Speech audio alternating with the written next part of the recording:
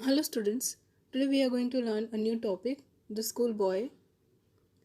The Schoolboy is a poem written by William Blake. In this poem, the poet reflects downsides or negative aspects of formal learning.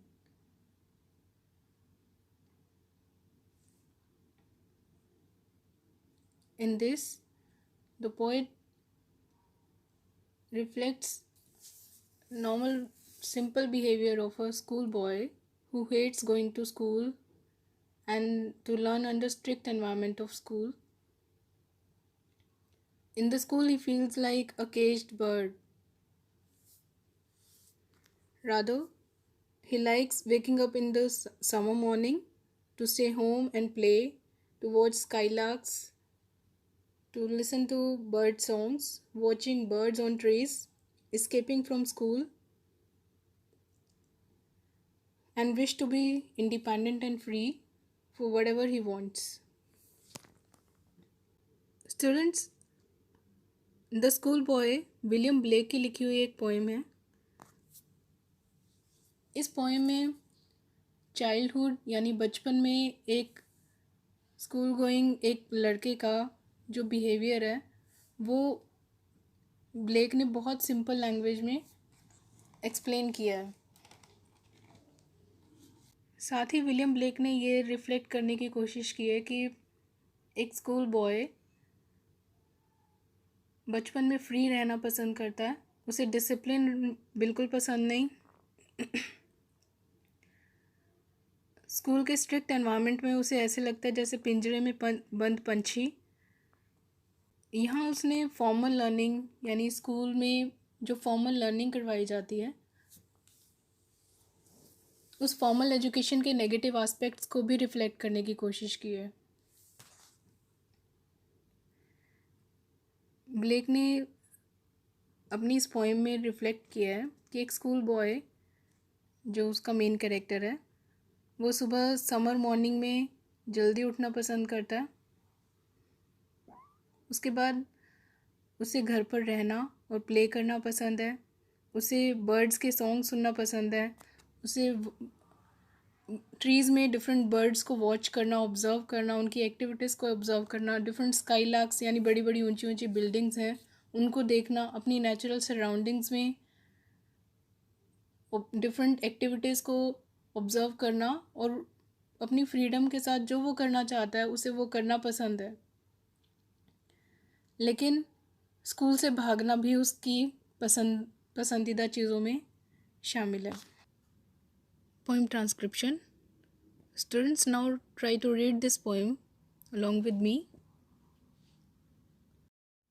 I love to rise in a summer morn when the birds sing on every tree.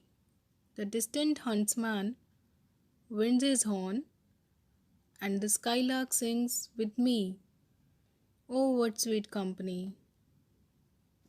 But to go to school in a summer morn, oh, it drives all joy away. Under a cruel eye outworn, the little one spent the day in sighing and dismay. Ah, then at times I drooping sit and spend many an anxious hour. Nor in my book can I take delight, nor sit in learning's bower, worn through with dreary shower. How can the bird that is born for joy sit in a cage and sing? How can a child, when fears annoy, but droop his tender wing and forget his youthful spring? O father and mother, if birds are nipped and blossoms blown away, and if the tender plants are stripped of their joy in the springing day by sorrow and care's dismay, how shall the summer arise in joy, or the summer fruits appear? Or how shall we gather what griefs destroy, or bless the mellowing year, when the blasts of winter appear.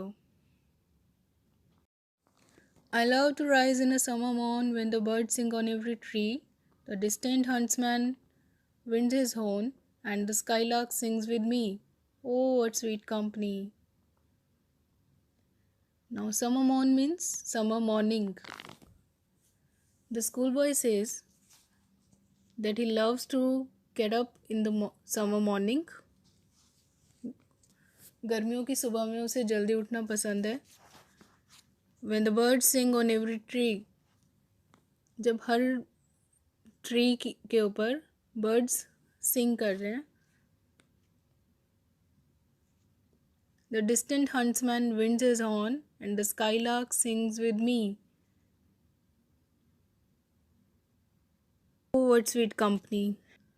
The distant huntsman winds his horn. Winds his horn means blows his horn. दूर से जो huntsman है वो अपने horn को बजाता है. And the skylark sings with me. जो स्काईलार्क बर्ड है, स्काईलार्क की सिंगिंग से एक बहुत स्वीट कंपनी साउंड होती है. But to go to school in a summer morn, oh, it drives all joy away. Under a cruel eye outworn, the little ones spend the day in sighing and dismay. But to go to school in a summer morn. Now the schoolboy says कि वो ये सब नहीं कर सकता, वो ये सब enjoy नहीं कर पाता birds की singing and skylark की company, because उसे स्कूल जाना पड़ता है summer morning में. And he drives all joy away. All joy away, उसकी सारी खुशी को वो दूर ले जाता है. Under a cruel eye outworn. Cruel eye outworn means teacher की जो डिसिप्लिन नेचर है, उनके डिसिप्लिन एनवायरनमेंट में छोटे बच्चों को the little ones spend the day. छोटे बच्चे अपना पूरा दिन बिताते हैं इन साइंग एंड डिस्मे. साइंग मतलब आह भरते हुए और डिस्मे मीन्स निराश.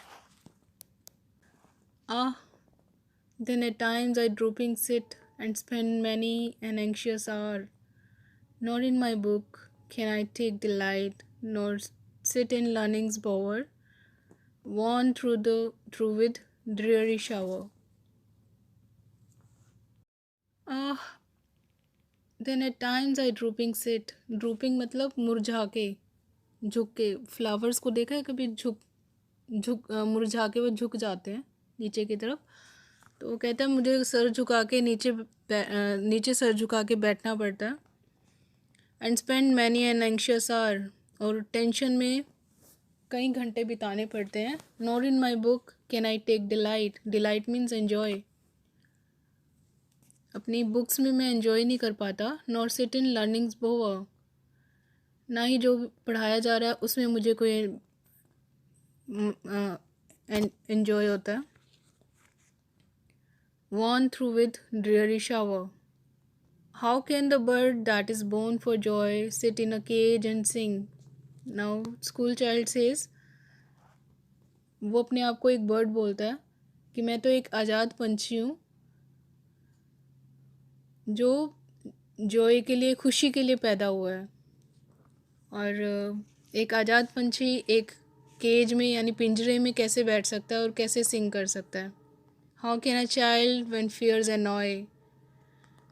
ऐसे ही एक छोटा बच्चा जब वो डरता है या नाराज़ होता है, but droop his tender wing.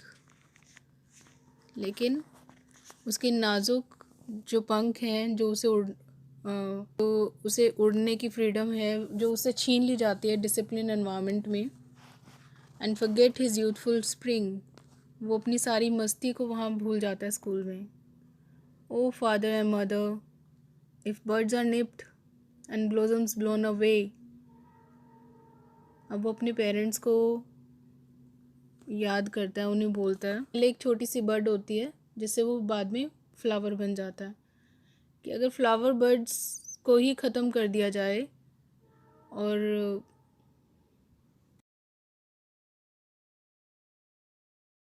खिलने से पहले ही हवा या आंधी उसे उड़ा के ले जाए, and if the tender plants are stripped, और नाजुक पौधों को अगर काट दिया जाए, of their joy in the springing day मतलब खुशी वाले दिन में उनकी सारी खुशी छीन ली जाए, बाय सोरो एंड केयर्स डिसमे,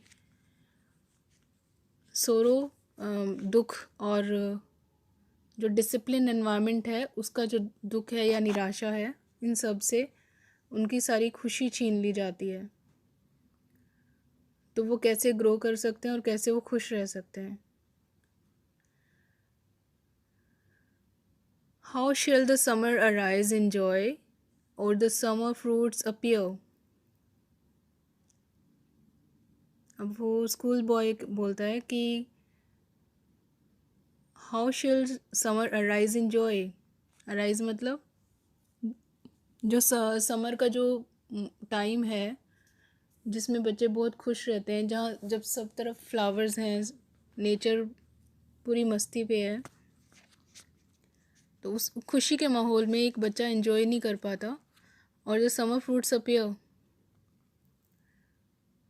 और how shall we gather what grief destroy or bless the mellowing year when the blasts of winter appear. O father and mother, if birds are nipped and blossoms blown away, and if the tender plants are stripped of their joy in the springing day by sorrow and care's dismay, how shall the summer arise in joy, or the summer fruits appear, or how shall we gather what griefs destroy, or bless the mellowing year when the blasts of winter appear? इन 2 paragraphs में William Blake उस छोटे से school boy के ज़रिए, school boy अपने parents को refer करते हुए बोलता है, O father and mother, if birds are nipped, bird क्या होती है, फ्लावर, बर्ड मेच्योर होके फ्लावर बनती है, अगर उस बर्ड को ही ख़त्म कर दिया जाए, एंड ब्लोजम्स ब्लोन अवे, और वो छोटे छोटे जो फ्लावर बनना शुरू होते हैं तभी अगर आंधी से उसे उड़ा दिया जाए, and if tender plants are stripped, नाजुक पौधों को अगर काट दिया जाए या उनको उखाड़ दिया जाए, of the Joy in the springing day, उनके खुशी के माहौल, उनसे उनकी खुशी छीन ली जाए एक खुशी वाले दिन पे, बाय सोरो एंड केयर्स डिसमे, और उनकी ज़िंदगी को दुख और निराशा से भर दिया जाए।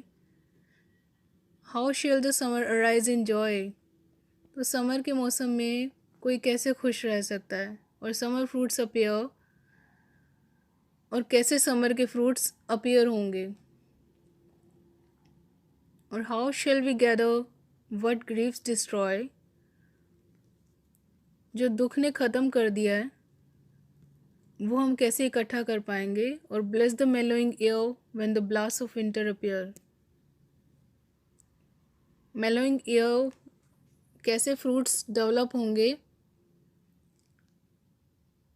अगर हार्श विंटर के ब्लास्ट में उसे ग्रो करने का चांस ही ना मिले। सो इन लास्ट 2 स्टेंजाज में नेचर की साइकिल या हार्श मूवमेंट्स, नेचर के हार्श फेस को दिखाते हुए स्कूल बॉय ये कहता है कि स्कूल के स्ट्रिक्ट एनवायरनमेंट में हम लोग खुश नहीं रह पाते, हम लोगों की सारी खुशी ख़त्म कर दी जाती है, और हम लोगों को वो फ्रीडम नहीं है जैसे जो हम करना चाहते हैं, हमारा बचपन हमसे छीन लिया जाता है। और इस तरह से वो ये बताने की कोई बॉय के चाइल्डहुड की जो रियल खुशी है वो स्कूल के स्ट्रिक्ट एनवायरनमेंट में फुल लाइफ टाइम ख़त्म कर दी जाती है।